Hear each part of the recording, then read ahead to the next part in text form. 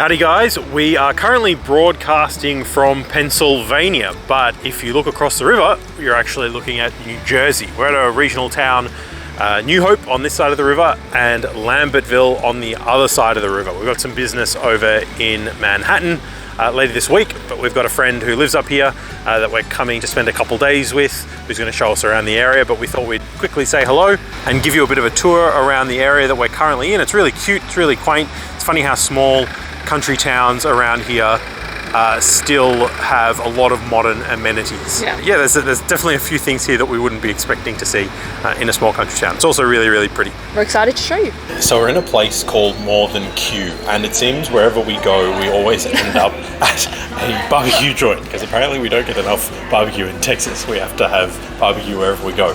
But it's this really cool, quaint place that's just off the main street here in Lambertville, and it's just gorgeous. And we've got some really cool soft drinks as well that seem to be unique to the area, very similar to what we had up in Durango, actually, as a matter of fact. The best part about these is they're made with cane sugar. A lot of these soft drinks here are made with high fructose corn syrup. Everything, all the major ones are made with high fructose so these corn syrup. they've got cane on them. They're Chrissy safe. Yeah, they're Luke and Chrissy Chrissy safe. safe. So we've got just a cola, and we've got a black cherry. The cola is amazing. It tastes like, if you've seen or haven't seen our Durango video, we tried one of their local colas from Colorado and Durango there, and it tastes exactly like that. It tastes like a melted Coke bottle, which is delicious. It does. And then the black cherry, I'm not a fan. Tastes like cherry Coke. Yeah, it tastes like that with cherry Coke. So it's the cherry Coke version of this, which I absolutely love. Me and my mates have loved this for a long time, so yeah, absolutely love it. Food is coming. Can't wait to try it.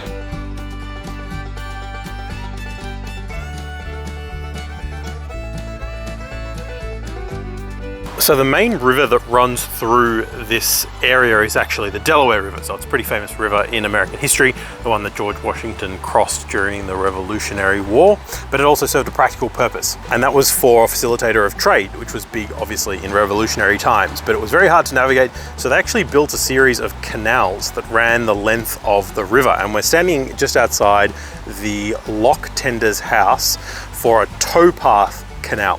And it's named that way because in revolutionary times, before the invention of the steam engine and the motorboat, they would actually use mules to tow boats up and down this canal that ran pretty much the length of the Delaware River to get mainly coal up from the mountains down to Philadelphia in Pennsylvania. So yeah, mules would literally hitch themselves, well, people would hitch the mules to the boats, and the boats would then drag the cargo down the canal until the invention of the steam engine. There was this really ingenious system of locks and keys that made the canal work the way it needed to, because obviously the stream didn't always run in the direction that you wanted, and in addition the water level was often very, very different from different parts of the canal. So they invented this really cool mechanism, which is actually used in the Panama Canal today, and it was used here to kind of change the water level as and when needed, using a series of gates and keys and locks, which would then give the ability for the ships to pass through with their cargo. So we thought it was kind of cool.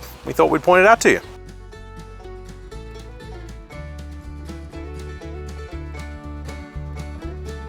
So one of the things we're learning as we're kind of going through small town America is how different they are in Australia. Yeah. I mean, they're really not that small. So where we are here, it's two towns, New Hope and Lambertville. The combined population is actually under 7,000 people. But there is so much activity. There's so much traffic on the roads. There's so many people around. There's so many shops, so many places to go. Ice cream stores everywhere, chocolate stores everywhere, candy stores everywhere. It's so built up, like there's buildings everywhere.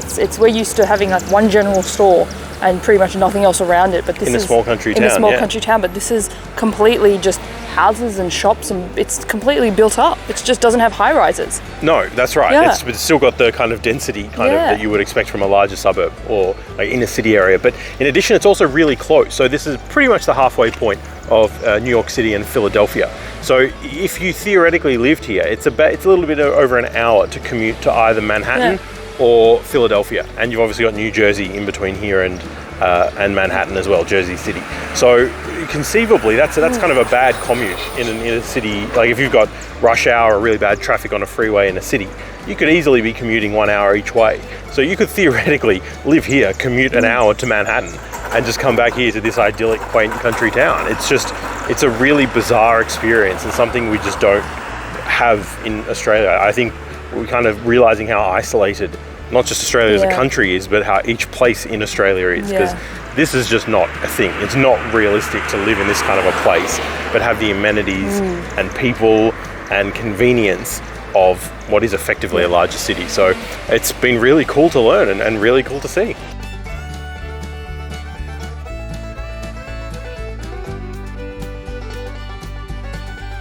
So as we said, the city is pretty much halfway between New York and Philadelphia, so it obviously served as a bit of a rest stop or trading post between the two cities. And you can see behind us, you might be able to see behind us, that there are some balconies that have been erected on a lot of the buildings around here, particularly the closer you get to the river. And the reason for that is because a lot of traders and soldiers during the Revolutionary War would often stop here to rest, and a number of establishments would set themselves up to provide those soldiers or traders with entertainment for the evening. So a lot of the ladies that provided that entertainment would stand up on these balconies behind us, and they would literally sit around and pick their mark as they came off the boats and entered into the township to rest up for the evening.